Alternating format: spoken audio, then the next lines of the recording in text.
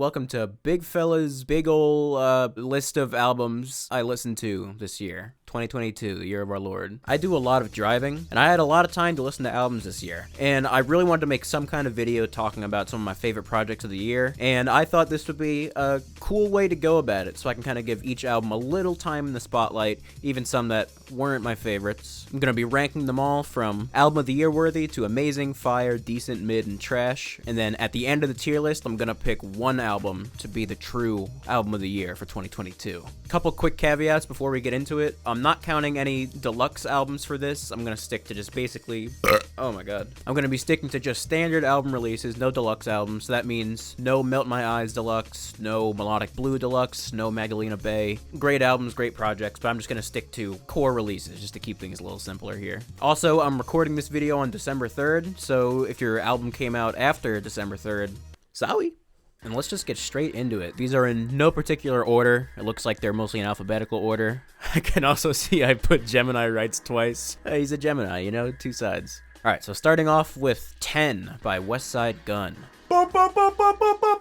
I'm fairly new to a lot of the Westside Gunn / Griselda level artists. My first time hearing them was last year's Hitler Wears Hermes, where I was a pretty big fan of both Side A and Side B. A little more Side B, but two really solid albums from Westside Gunn. And 10 is no different. While I think I do prefer the last year's release, there's still some great tracks on here. Great production from top to bottom, as expected from any Griselda project. A couple of highlights for me. Super Kick Party has been in heavy rotation. Honestly, insane lineup of features. Like, it's just crazy when you read all the names on this album, just having all these on one album. Black Star, ASAP Rocky, Stove God Cooks, DJ Drama, Ghostface Killah, Run the Jewels, Busta Rhymes. And it's all capped off by the amazing 10-minute Red Death. Overall, really solid album. Not one of my favorites of the year, but I'm still going to put it in the fire category. Moving on, we're going to 2000 by Joey Badass. This is Joey Badass's follow-up to probably his most critically acclaimed album, 1999. I might be wrong, but I think it is exactly 10 years since 1999 that 2000 came out here. And this album sees him definitely going back to that raw 1999 style that a lot of fans fell in love with him for. Even though I actually really like All American Badass as an album, while there's definitely some questionable bars and some songs that just don't really do it for me, this is still an incredibly solid rap album. Tons of different vibes, some more kind of R&B stuff, some trappy stuff. Make Me Feel just has one of those vibes where, like, whenever it comes on like a nighttime drive, you gotta let it ride. I like this album a little less than the general populace. Nothing against Joey. I just think there were a lot of stronger rap albums this year. I'm still gonna throw this in the fire category. Next up is Saba, A Few Good Things. Saba, an artist before this album rollout, was not on my radar at all. Had never really heard anything from him. Boy, was I sleeping on Saba.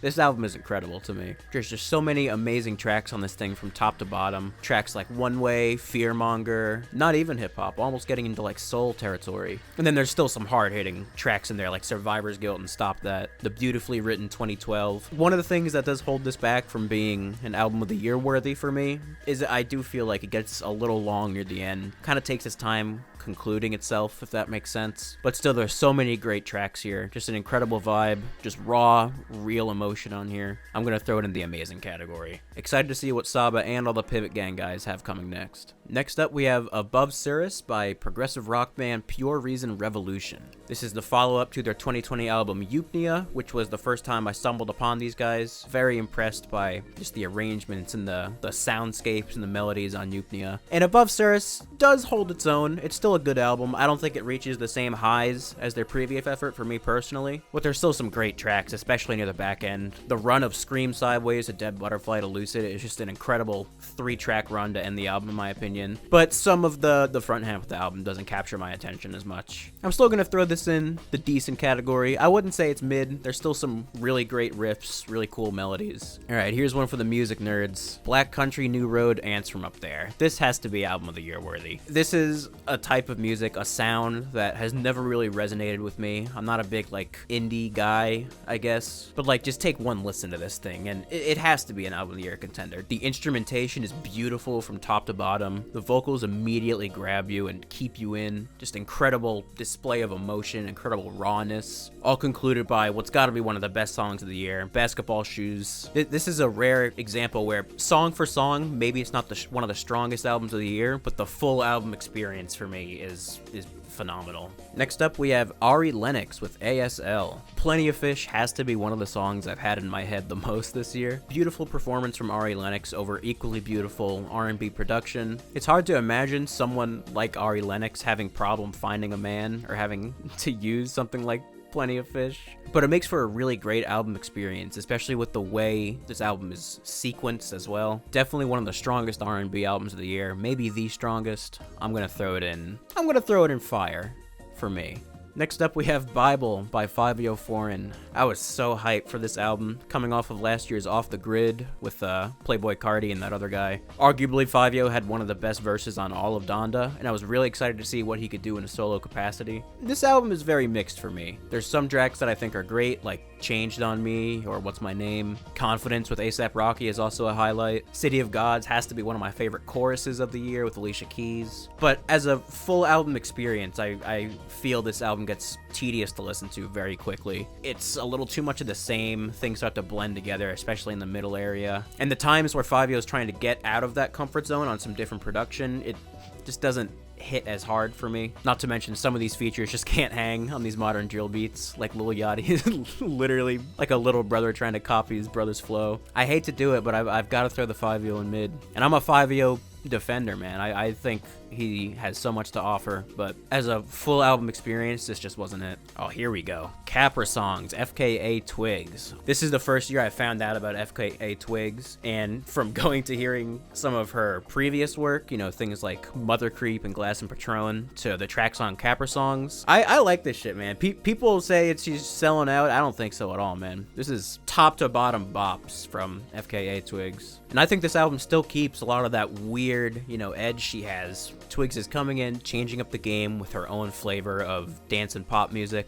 which still sounds so her. I can't think of another album that has this kind of aesthetic and goes this hard. I gotta put it in amazing. Not quite album of the year worthy for me, but gotta be one of the strongest pop albums of the year. Now we get to the first of many King Gizzard and the Lizard Wizard projects. First up is Changes. Not my favorite Gizzard release of the year, but not my least favorite either. For all the great jams that are on this album, like in Change and AstroTurf, I just can't get down with the sound on Hate Dancin'. Sounding like Ooh You Making Me Live ripoff. I mean, it's still a good. I'm gonna put this one. I guess I'll throw it in decent. Still solid tracks on it, but as we'll get to later, there has just been much better King Gizzard releases this year, and this one I don't see myself going back to anytime soon. Up next, Chaos Now by Gene Dawson. This is the first album I've heard from Gene Dawson. I'm very picky with rock music, especially alt rock. This album just has this like consistent signature tone to it that really grabs me more than a lot of this kind of music normally does. This is an album I didn't see myself liking that much, but I find myself still thinking about it now and then. I don't see myself going back to it, but I'm definitely looking forward to see where Gene Dawson goes next from here. Let's throw this... I'll give this a fire. Very unique blend of alt rock and hard to forget. And now, something that's a little less hard to forget. We have Crash by Charlie XCX. People hate on this album. I thought it was pretty solid, honestly. Yeah, it's not as experimental or forward-thinking as some of Charlie's last projects, but I still think there's a solid group of bops on this album. Ah, fuck. I hate this. I hate my life. Like, yeah, even though there's some maybe songs that are a little too radio-friendly, like Yuck or Beg For You with Rina Sawayama, tracks like Constant Repeat and Lightning and Baby still keep me going back to this album from time to time. Definitely worthy of a fire rating. Not quite amazing, but fire. Oh my god, there's still so much left. We're just getting started. This is 70 albums, by the way. 71 counting the second Gemini Rights. Oh, here we go. Crocodrio Turbo by Action Bronson. Action Bronson's albums have always been hit and miss for me. This one is an absolute hit. I was honestly impressed by just the level of production and bars. The sampling on this album is incredible, especially on a track like Jaguar, which is what put me onto this album in the first place. 91 has a great chop as well. This is a really strong project from Action Bronson, in my opinion. Maybe one of my personal favorites from him. You know what? I'm gonna be crazy. I'm gonna do it. I'm gonna put this... I can't put Action Bronson over Westside Gunn, though. Alright. I'm sorry, Charlie. That seems more appropriate to me. Okay, here we go. D-Day by Dreamville. I think this album was something I don't think anyone was expecting. I don't know if this was talked about or if it was like for me, it was just came out of nowhere. I listened to this album way more than I thought I did. There is just so many fire tracks and moments. Obviously, Stick has to be one of the hardest tracks of the year. Amazing verses from Jid, Sheck Wes, and Cole. Ari Lennox's Coming Down interpretation is great, and also tons of great verses from Boss and Cause, who I personally have not heard in a minute. There's so many just fire verses all over this album, from A$AP Ferg, 2 Chainz, Earth Gang, Jid, obviously. Yeah, just a really consistent album full of bangers. Easily going in the fire category. Alright, moving on to Dark Life by Death's Dynamic Shroud. This has to be an amazing just for like sound design alone. Well, maybe there are some songs on here that I wouldn't listen to again, or I wouldn't listen to in my car, but just the sound design on this album is mind-blowing, honestly. The experimentation on every track, the way every track morphs and evolves constantly. Mind-blowing electronic compositions on this album. It doesn't hit Album of the Year worthy for me, but I could easily see a strong argument if this is more your kind of music. As someone who really has not heard much Death's Dynamic Shroud before this was an incredible experience top to bottom, and I'm definitely going to be diving more into their discography. Moving on to another great electronic album in a different way, The Weeknd's Dawn FM. It's easy to forget that this came out this year with how many insane projects have dropped since then. This was like January or February, but even so, Dawn FM still holds its own as a very standout, strong album with a very signature sound that I haven't seen done to this extent by any other mainstream artist. Obviously, The Weeknd kind of dabbled with this kind of 80s throwback / new age synthwave sound, but he is going all in on Dawn FM, and I think it has incredible results. This has got to go in amazing as well. Not only are most of the individual tracks on this album absolute bangers, but also the whole album experience and the whole Dawn FM theming, especially with the Jim Carrey interludes, makes this just a really great, really immersive experience from top to bottom. It's a tough race, but I think this is my favorite The Weeknd album. And I think diehard The Weeknd fans will be upset with that, but just the vision on this album is so cohesive and clear, so well executed. I gotta throw it in amazing. Okay, here's an interesting one. Deception Falls by Exociety. If you don't know, Exociety is made up of indie rappers Rav, Kill Bill the Rapper, Square, and Aerospace. If you're in kind of the YouTube internet bubble, you may have heard of Rav or Kill Bill from their collaborations with Super Mega. But these guys aren't just like funny, memey rappers. All 4 of these guys are legit incredible artists in their own right. And Deception Falls, this Exociety collaborative album from the 4 of them, is also great. While some of the tracks on here are a little lo-fi, a little sad boy for my taste, there's tons of great production, clever flows, funny bars all over this thing. This has to be like one of the best windows down, long drive kind of album. I think this is a really solid album from the EXO boys, and I'm excited to see what all of them have coming up next for us. It doesn't quite hit amazing for me, but I can comfortably throw this in the fire category. Whew, here we go. Speaking of fire, Diaspora Problems by Soul Glow. If you're into punk music, you gotta do yourself a favor and listen to this album, man. And if you're not really into traditional punk music, but you like rock or metal, you still gotta give this album a try, because it'll suck you in. Right from the opening bong rip on Gold Chain Punk, you know this album is gonna be just absolute slappers top to bottom. Brutal, pummeling, cathartic. It's incredible. The energy on every track is great. The riffs on this thing are monstrous. The mixing is like the perfect level of clean yet grimy. I don't know. You gotta give this a shot, man. This is an easy album of the year contender. If I had to nitpick, something like Driponomics, it's not a bad song, but it's not as strong as the rest of the tracks. Or the closing track, Spiritual Levels of Gang Shit. I really like the back half of that track, but the little rap segment before it is, just okay. But overall, there's so many great tracks on this thing. I gotta put it in album of the year worthy. Alright, full disclosure, there's a couple of these albums I didn't get to really listen to and digest this year, and Frank by Fly Anakin is one of them. I skimmed through this album right before recording this video. I listened to the first couple tracks and skimmed through the rest. But even from the first couple tracks, you can see how this thing just grabs you in immediately and takes you into this just grimy atmosphere that Fly Anakin has crafted on this album. Sean Price really got my attention. The interesting and odd production on Underdog theme, and of course No Dough with Madlib is just as amazing as you'd think it would be. Yes, I've been sleeping on Fly Anakin.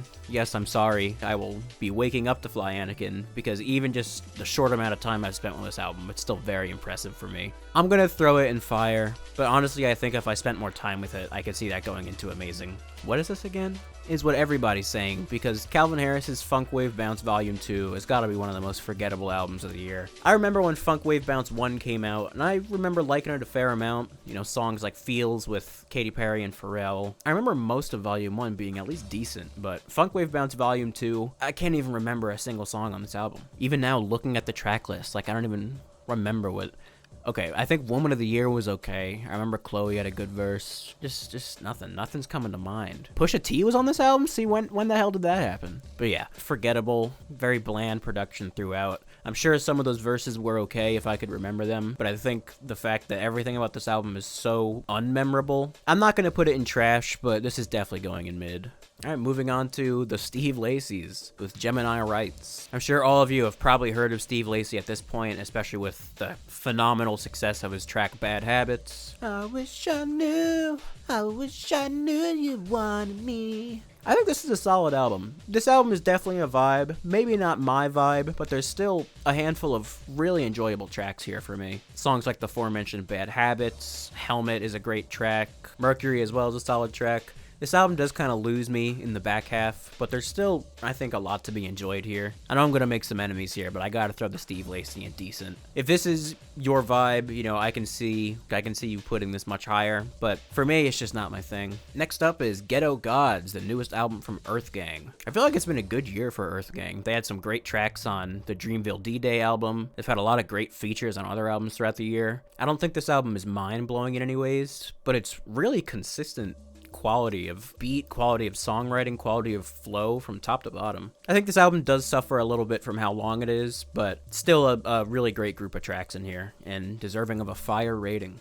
Whew, alright, oh, we got some heavy hitters coming up here. Conway the Machine, God Don't Make Mistakes. When I first heard this album in January, I thought, man, this is gonna be the hip-hop album to beat this year. And sitting here in December, I still feel pretty much the same way. This is an easy album of the year worthy rap album. No matter how you rank it, this has to be a top 5, maybe even top 3 hip-hop album of the year. A major theme in a lot of hip-hop albums this year has been personal reflection, self-growth, overcoming bad habits, overcoming your toxic traits. Conway the Machine reveals more than anyone would ever want to know on this album, bringing you into the screenplay that is his life, making you a part of these experiences. The title, God Don't Make Mistakes, says it all. Conway goes into gruesome detail of the events that led to him getting shot, the people who stayed and the people who left him during that time, how close he came to death in his rocky road to recovery, and just the depression and self-loathing that goes along with all of that. The production on this album paints a beautiful picture of every emotion he's conveying, with tons of different producers, some stuff from Alchemist, some stuff from Justice League. Also, I think Tear Gas probably has the best Lil Wayne verse of the year. Fight me if I'm wrong. Yeah, I don't know. Fuck! Whatever. I could go on forever about this album. It's amazing. Now I gotta fix my screen region.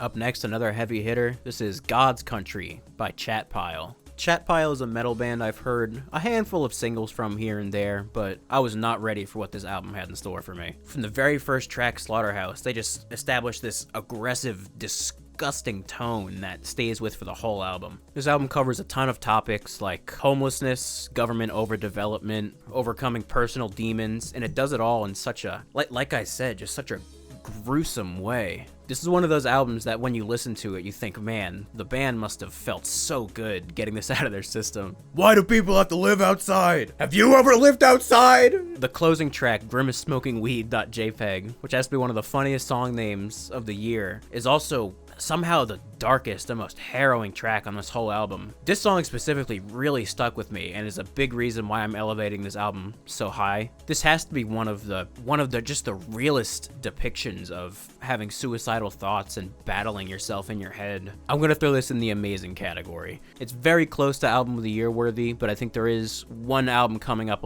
in a little bit that I would put a little higher than it. And now, ladies and gentlemen, we have Hellfire by Black Midi. I'm not going to waste your time. This is album of the year worthy. My favorite Black Midi album in an incredible string of 3 phenomenal albums. Hellfire takes the best aspects from Schlagenheim and Cavalcade and mashes them together in the most perfect of ways. The opening track, Hellfire, sets a great example for the cacophony of sound you're about to experience. Every track on this album tells its own story through audio and lyricism. From the epic boxing match in Sugar Sue to the mutiny of Eat Men Eat, from the commentary on modern military Sorry, Desensitization, and Welcome to Hell, all culminating in one of the sickest songs of the year, 27 Questions, with that incredible riff with that little piano, ding, ding, ding, perfectly out of tune. Plus, the character in this song literally breaks out to song in the middle of the song.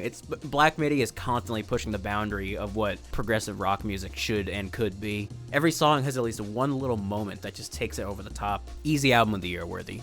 Alright, now we're entering the Drake zone. I'm gonna go a little out of order just to make a point here. Honestly, never mind, this is our first trash of the list. Maybe our only trash of the list. With Funk Wave Bounces 2, every song on there is forgettable, but at least you can tell that, like, there was thought and intention put behind it. Honestly Nevermind sounds like he said honestly never mind to trying on this album. In a year with so much incredible boundary-pushing music, having something just this lazily thrown together, this soulless, is unacceptable. I know this has been said to death, but for someone with Drake's platform and the access to resources he has, Drake could make an amazing album if he felt like it, but he doesn't. And that's evident with Drake's second album this year, Her Loss with 21 Savage. And while there's still like some really bland, corny, boring songs on this thing, there's a handful of fire tracks too, I can't deny it. And as much as people want to say 21 Savage carried, I do think that Drake has some solid verses on this album too. Give credit where credit's due. Rich Flex is a strong opener. The Daft Punk One More Time interpretation is also pretty solid.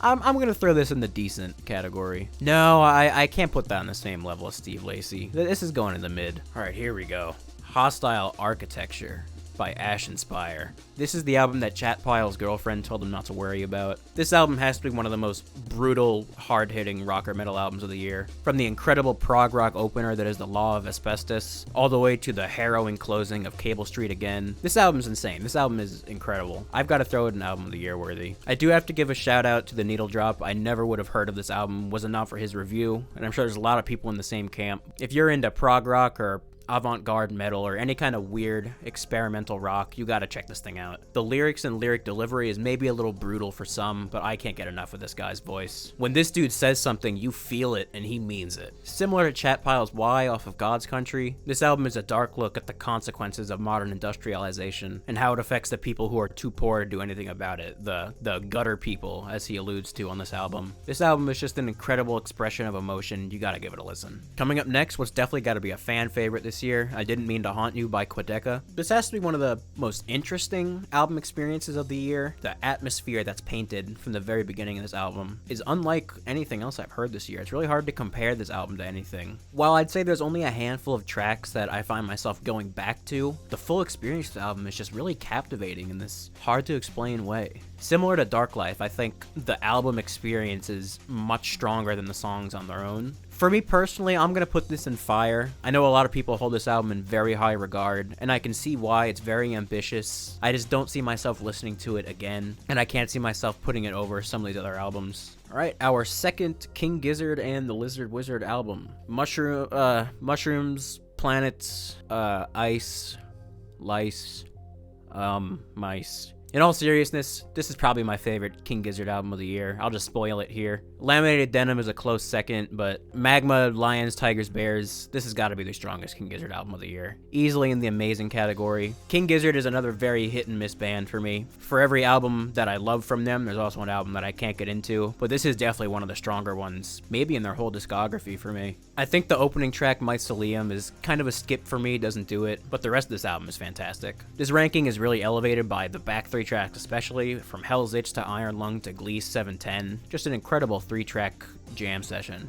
Ice, Death, Planets, Lungs, Diners, Drive-Ins, and Dives. You know what, while we're talking about it, let's just do Laminated Denim quick as well. I'm gonna throw this in fire. I still like this album a lot. I'm a sucker for a 15-minute song, and I love the way this album is broken up. I'm actually just realizing that both these tracks are exactly 15 minutes on the dot, which is pretty cool. The Land Before Timeland has some cool moments and passages, but I think Hypertension does a lot of the heavy lifting on my enjoyment of this album. And you know what, fuck it, let's just run the whole King Gizzard gamut. Optium, whatever, this album, this is getting a decent. Omnium Gatherum, is that it? Honestly, this album suffers from having too many tracks. Like, for every song I like, there's two that I don't, I feel. I like the psychedelic sound they're messing around with on songs like Magenta Mountain and Kepler 22b, but some of their attempts at doing something a little heavier come off as just laughable to me almost, especially some of the woo oohs and the screams that he tries to do, it doesn't do it for me. King Gizzard 2022 ranking, Mushrooms and Magma #1, Laminated Denim, then Changes, then Omnium Gatherum.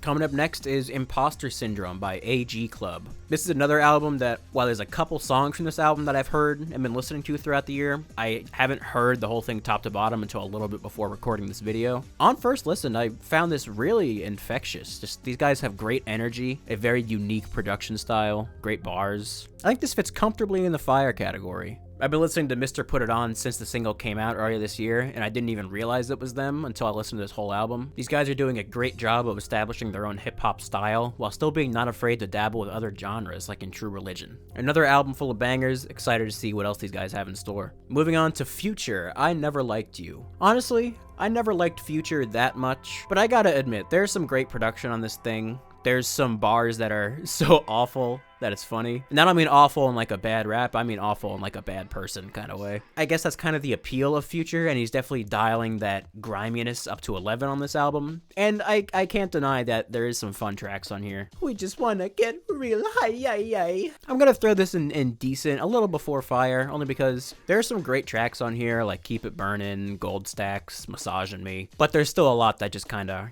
are there, not really stand out, just kind of typical trap songs. Not quite a fire rating, but a decent. Next up, It's Almost Dry by Pusha T. When I first heard this album, I probably would have thrown it in fire or even amazing, but this is one of those albums that has really stuck with me and grown on me a lot. I think everyone maybe had like their own kind of preconceived conceptions going into this album, especially coming off of how incredible Daytona was, plus how much time has gone by since that album, how much time Pusha T has spent crafting this album, and he's always meticulous. Pusha T very rarely misses. You know what? I am going to throw this in amazing. It's so close to being album of the year worthy, but I think there's just a track or two that just don't hit as high of a bar as the rest of the tracks on this thing. Honestly, you get rid of Scrape It Off, maybe Call My Bluff and Open Air, and then that's an album of the year contender right there. But still an amazing album. Let the Smokers Shine the Coops has to be one of the best beats of the year. It was my most played song this year on my Spotify Wrapped. Dreamin' of the Past is also easily one of the best hip-hop beats this year, as much as I hate to give Kanye any kind of compliments right now. Moving on to Ivory by Omar Apollo. This album's a vibe, for sure,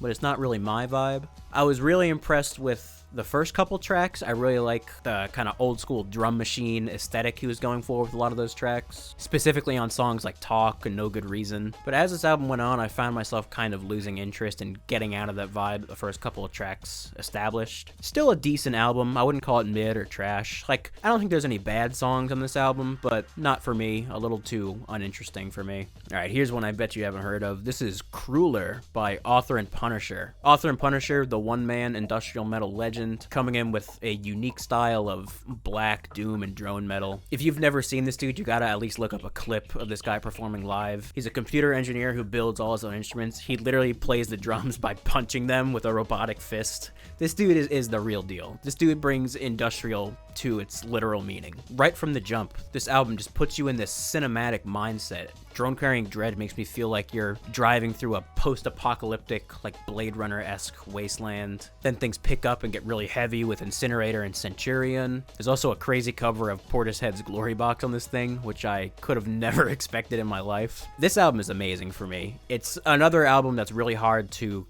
compare to anything. It's so unique in its own way. If you've never heard of Author and Punisher and never heard this album, I highly recommend checking them out if you're into doom metal or drone metal especially. This is an artist that I never would have known about if it weren't for Casey bringing it up to me, and I honestly can't wait for more people to find out about this guy. Beyond impressive. It's incredible to watch. Next up is Las Ruinas by Rico Nasty. I've seen a lot of people online hating on this album, and I don't think it deserves a lot of the criticism it gets. I think there's still a lot of really strong tracks on this thing. Intrusive is one of the strongest on the album, as well as Messy with Tizo Touchdown is another track that's been in my head all year. But there are some pretty underwhelming tracks on this thing. I think the singles that were promoted for this album did a lot of damage to it as well. Tracks like Blow Me and Skullflower, which I think are two of the weaker tracks on the album. I think those songs gave people kind of a false idea of what this album is, because really this album's biggest strength is how diverse the production is, in my opinion. You can clearly see Rico's experimenting with so many different sounds, dabbling in hyperpop, a lot of drum and bass influence. I don't know. I'm still gonna give it a decent. I understand there's some issues with with the whole album experience, especially the back half does lose me, but there's still some really interesting tracks, especially tracks like Who's Your Man and Black Punk.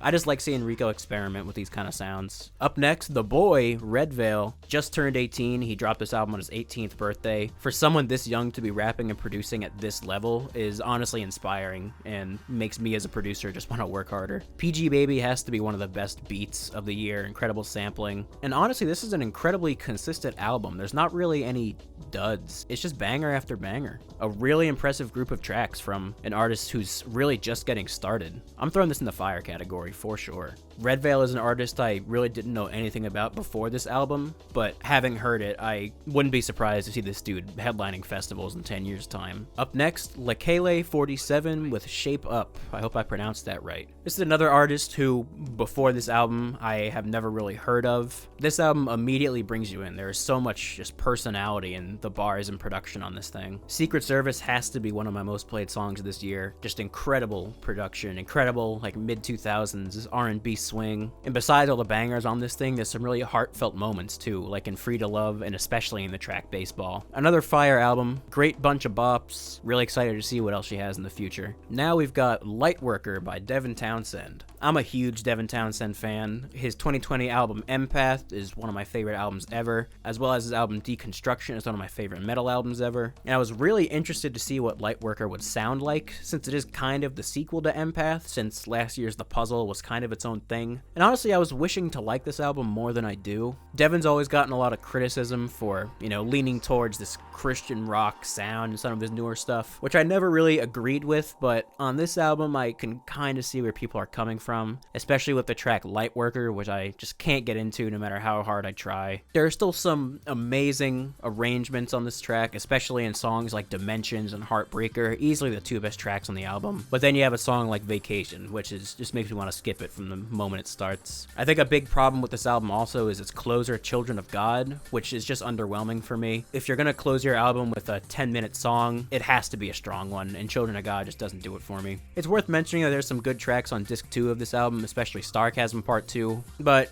yeah, this album, there's some great moments, but it just doesn't live up to what I was hoping for. Maybe I'll like this album more if I spend some more time with it, but for right now, it's going in the decent category. Next up, Louis, the solo album from producer Kenny Beats. When Kenny Beats announced he was doing a solo album, I don't think anyone knew what to expect, but we knew it'd be good. Kenny Beats has really come into his own, doing not just trap, but really all styles of hip-hop with so many different artists. Kenny Beats Twitch streams are a big reason why I started using Ableton in the first place and started making beats for fun. And this album honestly makes me want to stop making beats because of how goddamn good it is. Knowing the backstory about this album, about how Kenny's father was diagnosed with cancer, makes it even better. But just as an audio experience alone, Kenny Beats is living up to the Beats name. Just the drums on this thing are incredible, amazing sampling. There's some great secret features on some of these tracks, like the JPEG Mafia feature and Still. This is a really strong album from top to bottom. I'm gonna throw it in fire. If you're looking for a really good instrumental hip-hop album, then this has got to be your first pick. Up next, one I've been dying to talk about, Love for Rent by Smino. I've never really listened to much Smino up to this point, maybe a couple of features he's been on or other people's songs. And honestly, I think this might be the album I've slept on the most this year. This album is so much better than I ever could have anticipated. It's honestly a shame how long it took me to get to this album, because it is easily one of the strongest hip-hop products of the year, absolutely deserving of all the praise it gets. The track No L's gets the energy of the album off to a great start and transitions beautifully into the amazing 90 Proof with J. Cole, and that little vocal melody on 90 Proof, oh my god. And besides the bangers, this album has Smino experimenting with all kinds of production. Whether it's the low-key track Ole S. Kendrick or the incredibly experimental Garden Lady, Smino sounds in his element no matter what kind of production he's on. This album cover too has to be one of my favorites of the year. So fire. Yeah, there really isn't a bad song on this album. This is an album that maybe a week ago I would have put in fire, but after re-listening to some of these for this video, this one stuck out to me so much more than it did originally. Honestly, I'm gonna throw this up to album of the year worthy, really just because I can't stop thinking about how good this album is. If you haven't heard this album, you have to check it out, especially if you're into a lot of the other big hip-hop albums of this year. I think this easily belongs on the same pedestal of some of the top tier albums this year. I will no longer sleep on Smino. I'm 100% on the bandwagon. I can't wait to see what he has next. And speaking of amazing hip-hop albums, another one of my favorite albums of the year, Melt My Eye, See Your Future by Denzel Curry. I've been a longtime Denzel Curry fan ever since 2016's Imperial, and Melt My Eye, See Your Future has to be his strongest album. I love Taboo. I would still say that's one of my favorite hip-hop albums ever, but I think just the emotional maturity and growth that has taken place between then and Melt My Eyes is so palpable. Yeah, this is another album of the year worthy hip-hop album easily. Production phenomenal from top to bottom. Denzel Curry bringing some of his most clever and witty bars ever, as well as some of his most self-reflective bars. Walkin' still has to be like a top 5 song this year, as well as the trap banger X-Wing, Denzel showing that he can do what these other rappers do better than they can. Yeah, you gotta listen to this album if you haven't yet. If you're a hip-hop fan, you gotta check it out. Just so much incredible wordplay and lyricism, incredible flows. Just another strong project in a series of very strong projects from Denzel Curry. Now here's one I feel like is a little bit slept on in my opinion. This is Moments by, oh man, I'm not even gonna try. This is a man's name that is worth learning and remembering, because this is one of the strongest hip-hop albums that no one's talking about. This album gets off to an amazing start with Round Here Part 1, where you immediately feel the intensity that he's bringing to this album. Then getting into Destruction, which has to be just one of the most interestingly produced hip-hop songs of the year, going from like 90s hip-hop stylings to a little Latin flair. He's even got a Pharrell beat on here, and Lord forgive me, if Pharrell's messing with him, then you know he's good. Another really strong hip-hop project that I think maybe got a little lost in the shuffle, but definitely deserves more love. I'm gonna throw it in the fire category. Not quite amazing as a whole album, but this album has some of my favorite singles of the year for sure, with Round Here and Destruction. Next up is an album that Jeff put me onto. This is Mood Swings Into Order by DPR Ian. I believe he was a former boy band member who's now branched out to doing his own solo albums, and I was very impressed with just a lot of the sound choice and production style on this album. The opening Seraph is incredibly cinematic and makes me feel like I'm playing a Final Fantasy game. I don't think this is an amazing album, but there's some really interesting songs on here. One Shot has been in heavy rotation for me, as well as Mood is a really kind of funky pop song. I love the My Moods Are Swinging For You lyric. This is another album that does kind of lose me as it goes on, but a couple really strong songs in the front half that are definitely worth re-listening to. I'm still gonna throw this in fire. I think the good songs outweigh the okay songs, but I think this album is just so unique that I have to put it in the fire category. Next up, what must be another fan favorite, Motomami by Rosalia. I'm new to the Rosalia bandwagon. This is my first Rosalia album. I wouldn't call myself a Rosalia hater, but I just don't see what a lot of people see in this album. Like, it's a good album, but like people giving it 9s and 10s, I just don't see that personally. Like, I guess if you're into this kind of like solo vocal pop performance, I can see you being into this, because I can't deny that her voice is incredible, especially on a track like Hentai or Sakura, where her vocal performance just is in the forefront and really shines. There's still some tracks I really like I love the opener Sayoko, as well as Chicken Teriyaki. I like a lot of the higher BPM songs. I also love the dirty experimentation she's going for with tracks like Motomami and Cute, but there's just a lot of tracks on this album that I feel get lost in the shuffle and don't live up to the strongest ones on here. This is gonna make some people mad, but I'm gonna put Motomami in decent. I'm sorry. I can understand why this is held as a great album, but just for my personal enjoyment of it, it's just decent for me. Next up, moving on to the GOAT, Kendrick Lamar with Mr. Morale and the Big Steppers. This is Kendrick's long-awaited sequel to his last album, Damn, which I believe came out in 2017. A 5-year gap between Damn and Mr. Morale. Obviously, there is a lot of hype to live up to, and I think Kendrick does a pretty good job of meeting that expectation here. Right from the opening track, United in Grief, he immediately establishes this almost stage play-esque setting, with the constant motif of the big steppers and all the tap dancing. I love that you can hear Kendrick has definitely been inspired by what Baby Keem is doing with some of the production on this thing, especially a track like N95. Is this Kendrick's best album ever?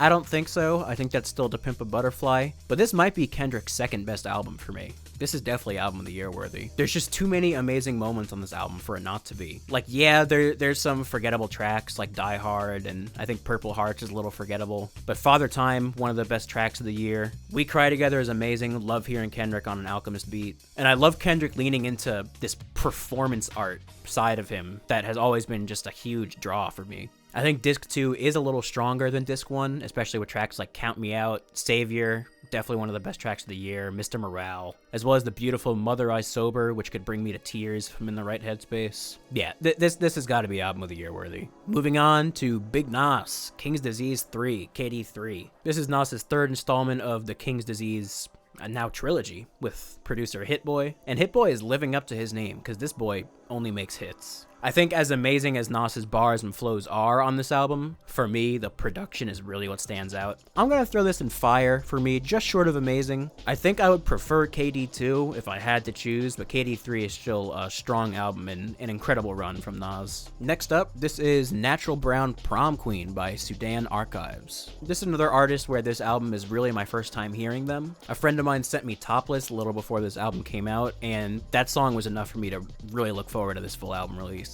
And this album lived up to my expectations and then some. I love albums where you can see an artist just really experimenting with their own sound, not afraid to bridge into different sounds, not afraid to do something out of the ordinary that might not appeal to everyone. But I think this is an amazing album, honestly. The soundscapes created on this album are so unique and original, and she's constantly switching up her flow with the vibe of the track, whether it's something percussive like Topless, or something trappy like Oh My God Brit, or something dancey like Chevy S10, or something completely different like Freakalizer or Milk Me. There are just so many, again, just incredible musical moments packed in this album. I'm gonna give this an amazing rating, honestly. This is an album I was really impressed with on first listen, and was constantly throwing like new, unexpected sounds at me, which I was more than happy to receive. Shout out to Sudan Archives, really interesting album, and can't wait to hear more. Oh my god, there's still a lot left. This has been going on for a while. It's getting really hot in this room. Let's start a little speed round here. JD and Domi Beck, Not Tight. Amazing jazz album. I've been waiting for these two to drop a official album for a while since they've had so many like YouTube videos of them performing and little teases of songs. It's great to finally have like a full official album release from them. Definitely in the fire category. The features from Anderson .Paak are amazing as well. I love the story told on You Don't Have to Rob Me. Come on, man, don't steal my credit card. I'm just gonna cancel it when you leave. Next up, Ramona Park Broke My Heart by Vince Staples. Vince Staples, one of my favorite rappers, maybe ever. His last album, the Vince Staples self-titled, is one of his strongest works, and I think this one is up there as well. Ramona Park Broke My Heart, while maybe not as banger heavy as some of Vince's past projects, has him really just spilling his soul and getting really into the details of his paranoia, his trouble with relationships, both romantic or even with his fans, talking about despite everything he loves these bad things he does, saying he loves it like his mama. I'm putting this in the fire category. Another great album from Vince Staples. Doesn't quite hit amazing for me, not my favorite Vince album, but I think it's one of his strongest albums lyrically. Vince is giving us an emotional look into his psyche on tracks like When Sparks Fly, but still delivering bangers like Play Your Ways or Rose Street. Always excited when Vince Staples drops and can't wait to see what's next. Moving on to another heavy hitter, Beyonce's Renaissance. I've never been a big Beyonce fan. Not that I don't like her, I just really haven't heard that much Beyonce besides what's on the radio. And giving this album a chance, I was immediately impressed from the very beginning. I was expecting just like a regular Beyonce pop or R&B album, but this is just a love letter to dance music, old and new. Just banger after banger after banger on this thing, bop after bop. From the interesting futuristic production on Alien Superstar, the funk of Virgo's Groove, to the throwback of Summer Renaissance. I honestly can't believe how much I like this album. Just some of the most impressive dance music production of the year. This is an amazing album. Next up, Remember That You Will Die by Polyphia. This is a follow-up to their last album, New Levels, New Devils, which I think is one of their best. I've been a Polyphia fan since the beginning, really. I remember listening to Polyphia's Muse over and over when I got my first job out of high school. Even though I'm a big Polyphia fan, I just could not get into this album whatsoever, unfortunately. There was big shoes to fill after how amazing New Levels, New Devils was, seeing them broaden their sound, bringing more electronics and hip-hop elements. And while they try to do the same thing here, I feel like it just falls flat for me. There's really not much memorable about this album. Like, I guess the Steve Vai feature's okay, the Snot features, eh. Yeah, it pains me to do it, but I have to put this in the mid category. I love Polyphia.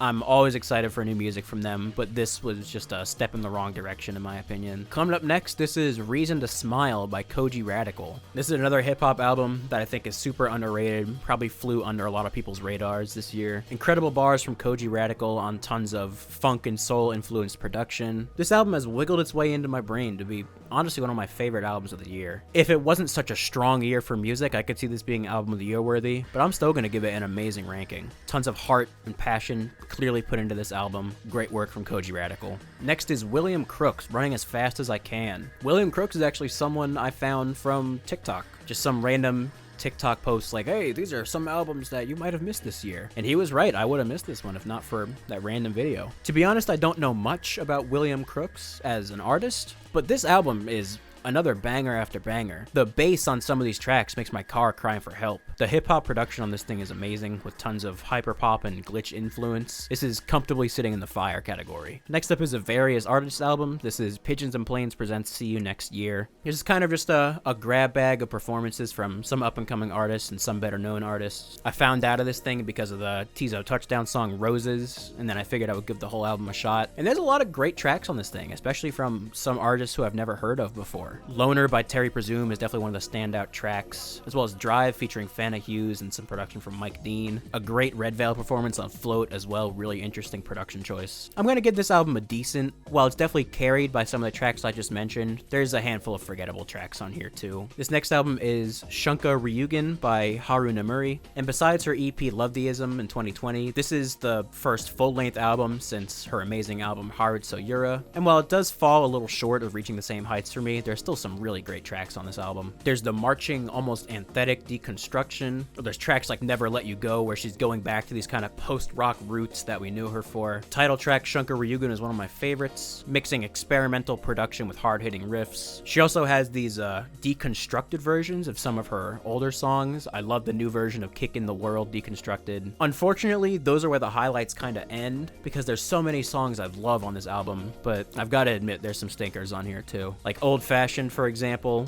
even though you can hear what she's going for, is honestly just laughable almost. Same thing with Who the Fuck is Burning the Forest, which should be like a big aggressive moment in the album, just doesn't hit the tone that I think it's going for. I'm gonna give this a decent, and it pains my heart to give this a decent because, like I said, there's some really amazing tracks on this thing, but as a full album, I think it just leaves a lot to be desired. Moving on to Sick by Earl Sweatshirt. Honestly, I kind of forgot this came out this year. I think Sick is a really strong, short and sweet album that got a little overshadowed by maybe some stronger hip-hop output this year, but I think it's still easily deserving of a fire rating. Tracks like 2010 and Titanic I find myself coming back to throughout the year. Same thing with the title track Sick. I love the Z-Loopers feature as well, but it just doesn't hit the same level as some of the upper echelon hip-hop projects this year. Up next is Simple by IDK. Speaking of short and sweet, this is just that. I'm not sure if IDK counts this as an album or if this is more of an EP or a mixtape, but it's a really strong showing from IDK and maybe my favorite project from him. The opening track Drugstore immediately gets you acquainted to the beautiful Kaytranada production throughout this thing. Dog Food with Denzel Curry, again, that's one of the best tracks of the year. I love the block is hot into the really cold in the winter time. Super fun. Also, tracks like Zaza Tree and Breath really stood out to me. This is a really strong project, and I think it's made even stronger by how short and to the point it is. All killer, no filler. This might be controversial, but I'm going to throw this in the amazing category. I think it's just so heavily elevated by the Kaytranada production. IDK was made to rap over Kaytranada beats. Just a perfect pairing. Next up is the newest album from Joji, Smithereens. I feel like every Joji album has always been kind of a mixed bag. Like every Joji album has some great tracks and some pretty forgettable or lame tracks. And this one, unfortunately, is no different. I was hoping because of how short the runtime would be that it would be just like a jam-packed, tight, killer little album. But unfortunately, I found this album to be much more forgettable than I was hoping for. Obviously, Glimpse of Us is a beautiful song, one of Joji's best lyrically. I really enjoyed Die For You as well. I like what Joji is going for on some of these tracks, like in Night Rider and 1AM Freestyle. Overall, I just don't see myself coming back to really any of these tracks, unfortunately.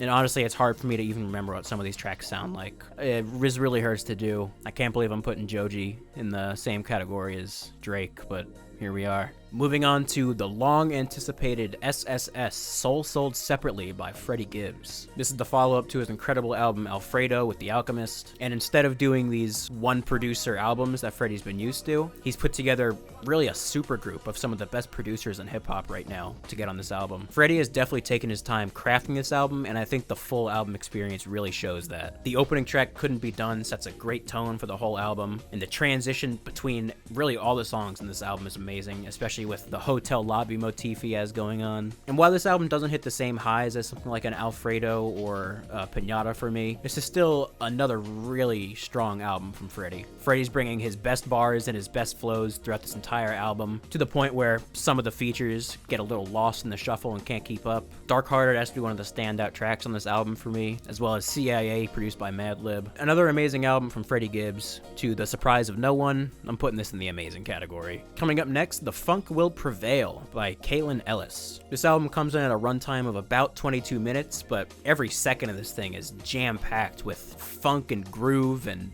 bounce and swing. This is just a great, feel-good instrumental funk album. The grooves on this thing are tight. There's collaborations with other musicians like Cartoons and The Count. The track Lil Bit sees Kaylin Ellis actually spitting a little verse over some amazing production. I'm throwing this in the fire category. Moving on to The Family by Brockhampton. This is one of 2 Brockhampton album releases this year. Their final album, The Family, followed by their final album, TM. The Family sees Brockhampton embracing this like modern 90s throwback hip-hop style, if that makes sense. They're really going for that like aggressive boom bap sound, especially with tracks like Big Pussy, Take It Back, and even doing like some kind of melodic 90s hip-hop throwbacks with tracks like RZA or All That. This album gets off to a really strong start, but unfortunately I do think the back half gets a little forgettable, especially for something that's supposed to be like the big farewell to Brockhampton. I think it does fall a little flat. I'm going to throw The Family in decent. I think there are some really great tracks on this thing, but again, the full album experience just definitely loses me, especially in that back half.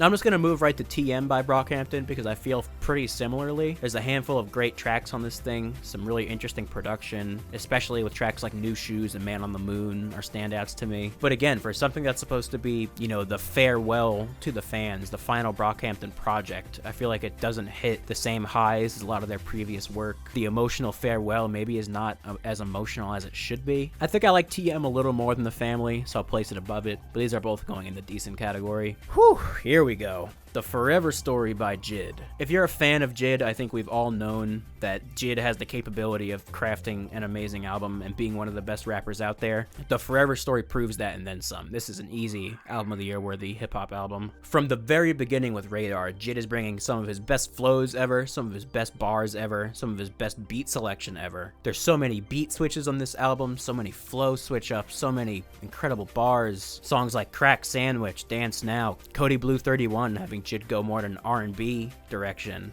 then bringing it back for the incredible Bruddernem and Systenem. Even without the ending track 2007, this is still an amazing album front to back, and having that track to end it on makes the story even stronger. Moving on, I don't even remember what this album is. Oh yeah, it's The Mars Volta by The Mars Volta. This has got to be one of the most disappointing albums of the year for me. I love The Mars Volta. I think D-Louse and The Comatarium is one of my favorite prog rock albums. I was really excited to see these guys make a comeback, especially after their single Blacklight Shine, which gave me almost Santana vibes. But no, I wish I had more positive to say about this album. It's not bad, but there's really nothing memorable about this album. It's all incredibly forgettable. The drumming on this album is really great, some really great grooves, but that's kinda it for me. Again, this hurts to do, but this is going in the mid category. Alright, we're almost there. Moving on to The Loneliest Time by Carly Rae Jepsen. I love Carly Rae Jepsen so much. Her last 2 albums, Emotion and Dedicated, have honestly revitalized my love for pop music in general. And The Loneliest Time, maybe not as good as the previous 2 albums, is still a great project from Carly in my opinion. I find myself constantly singing Talking to Myself in the car. Just such a fun, powerful song. While maybe there's not as many bangers on this album as some of her previous work, the mixing and the space on this album is really incredible, especially on songs like Benz, where she's really trying to experiment a little more with her production, as well as in the track Anxious, one of the bonus tracks, which is honestly one of the strongest songs on this album, I think. Carly, fire as always. No arguments there. Next up, Tana Talk 4 by Benny the Butcher. I know I've said this a lot, but this is again one of those hip-hop albums where it's a great album, but I feel like it's overshadowed by some of the stronger hip-hop projects this year. There's been a lot of amazing hip-hop this year. It's some of the strongest competition ever, I feel. But Benny the Butcher is still bringing amazing bars and flows to this. The track Johnny P's Caddy with J. Cole, one of the best beats of the year, some of the best verses of the year. I absolutely love the 10 More Commandments track as well. I think there's a handful of songs that are a little samey for me, get a little lost in the shuffle, but still a really fire project. Coming up to the end, we have Vinyl Days by Logic. I'll be honest, I got pretty sick of Logic pretty quick. Logic is a great example of too much of a good thing. I loved The Incredible True Story when it came out, and I still love that album, but ever since then, Logic has just been kind of lost on me. Vinyl Days did bring me back a little bit, though. Obviously, most, if not all of this album was produced by Logic, and it's always a great thing when a producer is rapping over their own beats, because they know exactly what they're looking for flow-wise. And Logic is really in his element here. He clearly has a lot to say, a lot that he's been stewing on. I love the Action Bronson feature on In My Lifetime. I think my biggest criticism of this album is it is too long, and a lot of these beats do kind of sound the same. We get it, you like Dilla. Still, I'm gonna give this a decent, I think. Really fire tracks, but overall, it's a little too much, too samey for me. And last but not least, we have the new album. And last but not least, we have the new album from 070 Shake, You Can't Kill Me. I was a big fan of her last album, Modus Vivendi, and I was really excited to see what kind of interesting production she'd be bringing to the table with this new album. And while the production is great, it is a little samey to her last album, I have to admit. I was hoping to see her maybe evolve a little bit more or try something a little more out of her comfort zone, but this is still a pretty solid album for me. Skin and Bones was an early highlight from this album, as well as Blue Velvet. I love the production and energy on Cocoon. It's another solid album from 070 Shake. She's definitely operating in her lane, understands her vibe and what she's going for. Decent album. And with that is every album I listened to in 2022. All 70 albums ranked. And now the moment you've all been waiting for. Time to pick an album of the year.